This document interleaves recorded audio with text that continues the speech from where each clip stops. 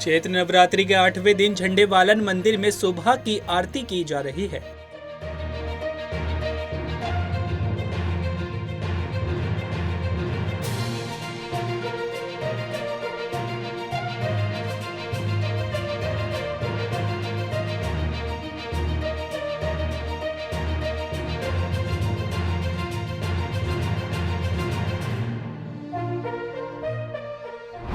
पूर्व भाजपा विधायक सुखदेव प्रसाद की बहू की हत्या के मामले में एसपी बलरामपुर विकास कुमार ने बताया कि महिला के गुमशुदा होने की सूचना मिली थी। संदिग्धों से पूछताछ की गई। जब एक संदिग्ध उमेश को थाने बुलाकर पूछताछ की गई, तब उसने बताया कि उसने महिला की हत्या कर दी है और शव को एक नाले के पास छुपा दिया है। अभियुक्त को गिरफ्तार किया गया है और उसके बाद अभियुक्त को माननीय न्यायालय समक्ष प्रस्तुत किया जा रहा है और भी जो साक्ष्य मिलेंगे उनको एकत्रित किया जाएगा। अभियुक्त सर एचडीएफसी बैंक, अभियुक्त एचडीएफसी बैंक का सेल्स अफसर था और अभियुक्त और जो महिला थी उनके बीच 4-5 सालों से नजदीकियां थी और अभियुक्त ने हत्या इसलिए की क्योंकि उसे मालूम चला कि अब महिला की नजदीकियां किसी और से बढ़ गई हैं। इसी बात से खिन्न होकर उसने महिला की हत्या की। तो कोतवाली नगर थाना में सूचना मिली कि एक महिला एक दिन पहले से गुमशुदा है। इसकी तुरंत गुमशुदगी दर्ज की गई और गुमशुदगी के बाद महिला की तलाश की गई और उसी में जो संदिग्ध थे उनसे पूछताछ की जा रही थी। उसी में संदिग्ध जिसका नाम उमेश राव था, उसे थाना बुलाकर पूछताछ किया जा रहा था। तो वो पहले 4-5 घंटे तक इधर उधर की बातें करता रहा, जिससे कि जो कि साक्ष्य से मेल नहीं खा रहे थे।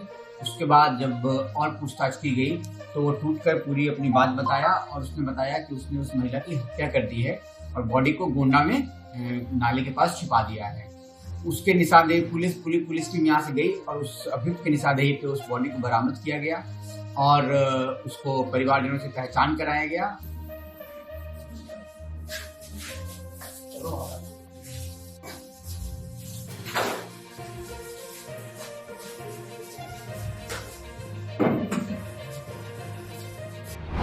अमरोहा के कलाकार ने मनोज कुमार को श्रद्धांजलि अर्पित करने के लिए कोयले से दीवार पर अद्भुत पेंटिंग बनाई।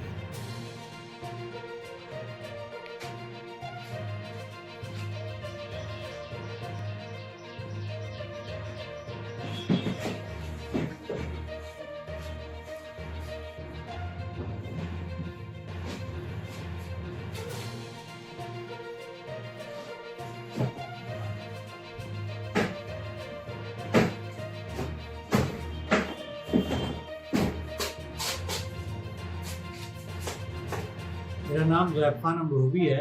मैं एक चित्रकार हूँ और समसामयिक घटनाओं पर आधारित कोयले से दीवार पर चित्र बनाता हूँ। क्योंकि आज सुबह ये खबर मिली कि मनोज कुमार जी का निधन हुआ है 87 वर्ष की आयु में। इस संबंध में मैंने एक 87 इंच का उनका एक चित्र तैयार किया है और अपनी कला के माध्यम से इस कलाकार को मैंने श्रद्धांजलि अर्पित की है। क्या संदेश देना चाहिए? संदेश ये है कि उनका जीवन एक इस तरह गुजरा है कि उन्होंने इस तरह की फिल्में बनाई हैं जिसने समाज को एक अच्छी दिशा दी है और मैं ईश्वर से प्रार्थना करता हूं कि ईश्वर उनकी आत्मा को शांति दे। कांग्रेस नेता मोहम्मद जावेद द्वारा वक्फ संशोधन विधेयक 2025 को चुनौती देते हुए सुप्रीम कोर्ट का रुख करने पर पूर्णिया से निर्दलीय सांसद पप्पू यादव ने कहा, जब सड़कें सूनी और सदन गूंगी बहरी हो जाए तब सुप्रीम कोर्ट के अलावा कोई रास्ता नहीं है।